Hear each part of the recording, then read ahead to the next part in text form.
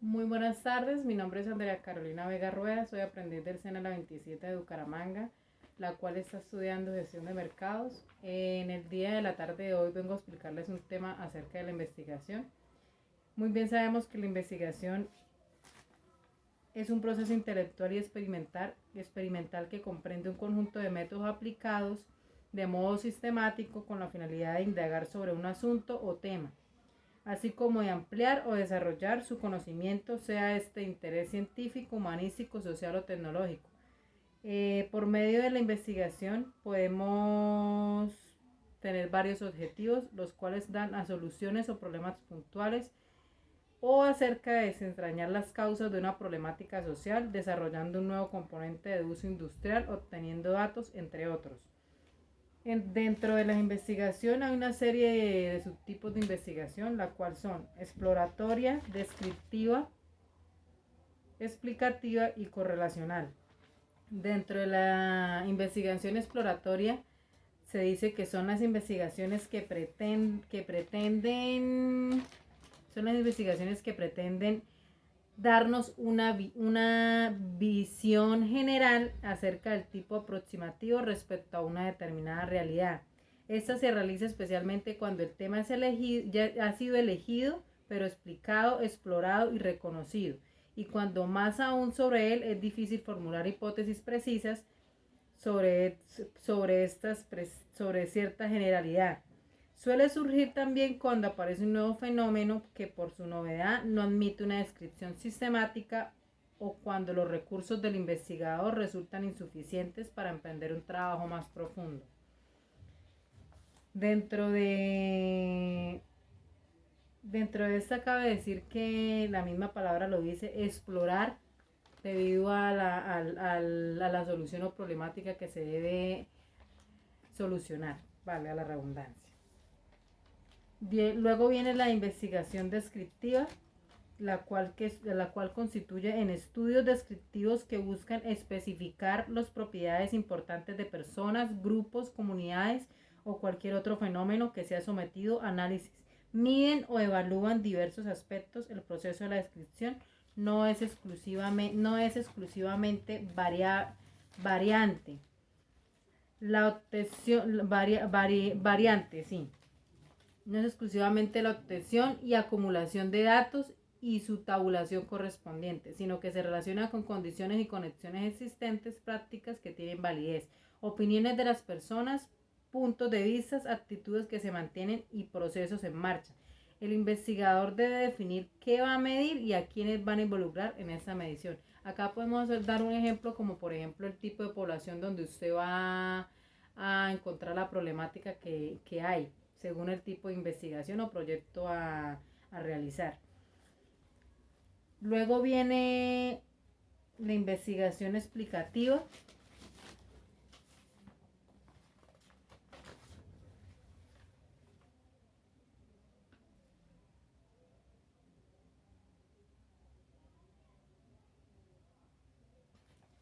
la cual consiste en un conjunto organizado de principios, inferencias, creencias, descubrimientos y afirmaciones por medio del cual se interpreta una realidad. Eso que la misma palabra lo dice, explicativa, la idea en la cual se va a buscar la solución al problema y en la cual se va uno a enfocar como investigador.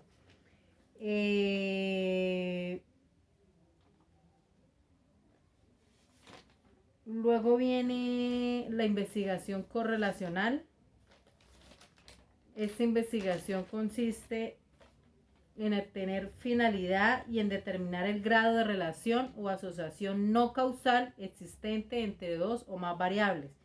Se caracteriza porque primero se miden las variables y luego mediante pruebas de hipótesis correlacionales y la aplicación de técnicas estadísticas se estima que aunque no se correlaciona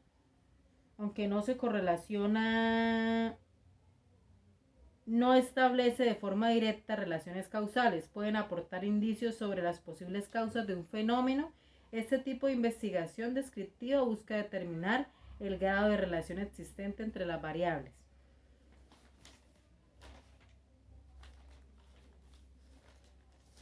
Luego de esto viene una clasificación de fuentes informativas.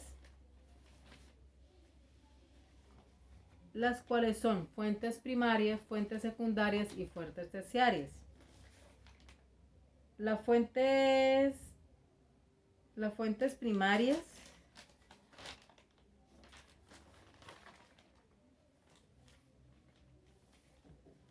son las que contienen información nueva y original que dan como resultado de un trabajo intelectual.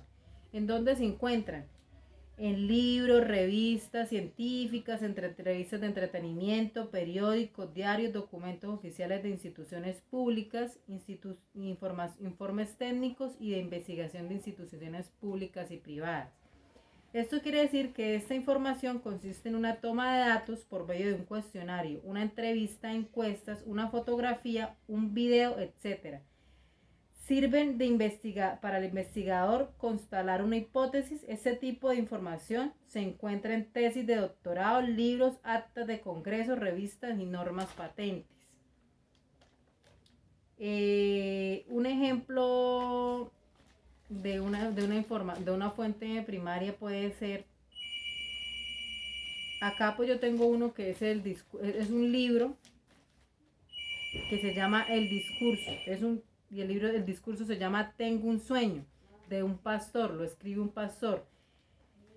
¿Y por qué será la fuente primaria? Porque es inédito de él, nadie ha sido copiado y no ha sido tratado. Solamente él es la fuente principal, es la fuente original de este discurso, el cual él solamente puede sacarlo al comer, al mercado como tal, o a los estudios de libros como tal. También se puede decir, digamos, que un historiador quisiera hacer un análisis sobre la discriminación de la raza afroamericana en el siglo XX. Esta sería una fuente primaria. ¿Por qué sería la fuente primaria? Porque el tema y la idea principal es la discriminación afroamericana en el siglo XX. Ese es el análisis que el historiador quiere hacer acerca de esta referencia en este siglo. Luego vienen las fuentes secundarias, son las que contienen información organizada, elaborada de un producto de análisis, extracción o reorganización que refiere a documentos primarios originales. Constituyen el producto de muchos años de investigación. Se pueden identificar porque no tienen como objetivo principal ofrecer información, sino indicar qué fuente o documento nos los puede proporcionar. Nos lo puede proporcionar. ¿En dónde se pueden encontrar las fuentes secundarias? Se pueden encontrar en enciclopedias,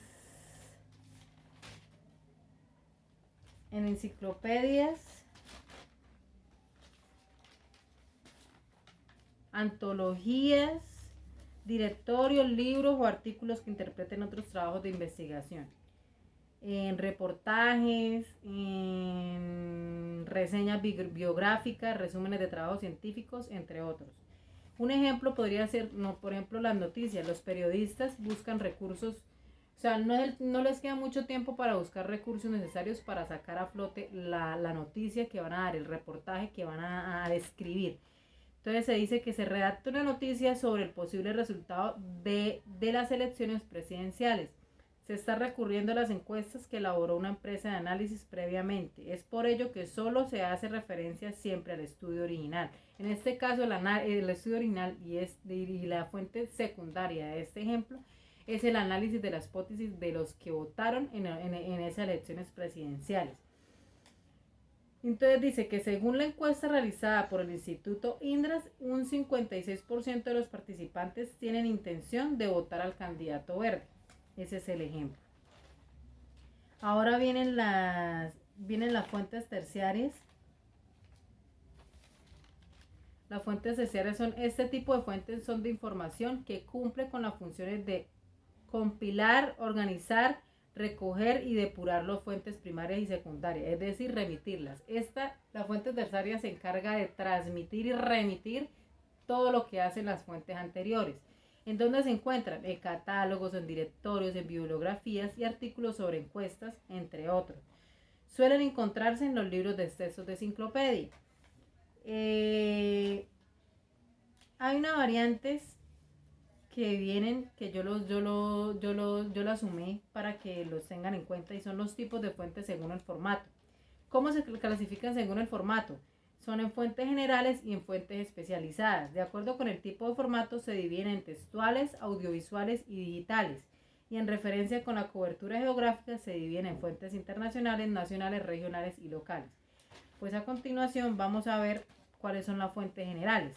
Las fuentes generales, según su formato, es una información general que es amplia y básica sobre un tema, como definiciones, contextos históricos o principales exponentes, o sea, ideas principales. Luego vienen las fuentes especializadas, son las que presentan información relativa a una materia o asunto determinado y se dirige a un grupo específico. ¿Cómo se clasifican según? Las especializadas se clasifican en fuentes textuales, que son las que contemplan información que se presentan en forma de texto, como libros, periódicos, revistas, entre otros. Las fuentes audiovisuales, como bien la palabra lo dice, por medio de videos, DVD, CDs y multimedias. Las fuentes digitales. ¿Cómo son las fuentes digitales? Por dispositivos de uso magnético. Donde pueden encontrar repositorios de información geográfica, entre otras. Según el acuerdo del canal de los tipos, las fuentes orales son las que de forma escrita y es necesario buscar, son las de forma escrita que son necesarias buscarlas para obtener así un resultado. ¿Cuáles son? Como los testimonios, los discursos orales, las noticias, digamos, que da el presidente cuando, por ejemplo, en ese tiempo de pandemia, que han sido orales. Las fuentes documentales, que consisten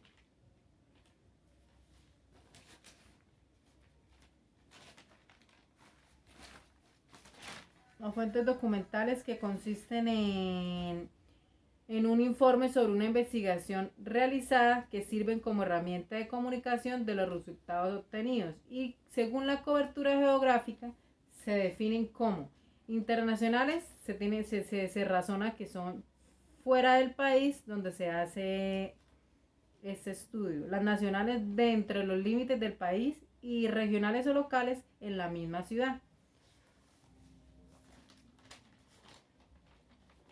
Espero que les haya sido de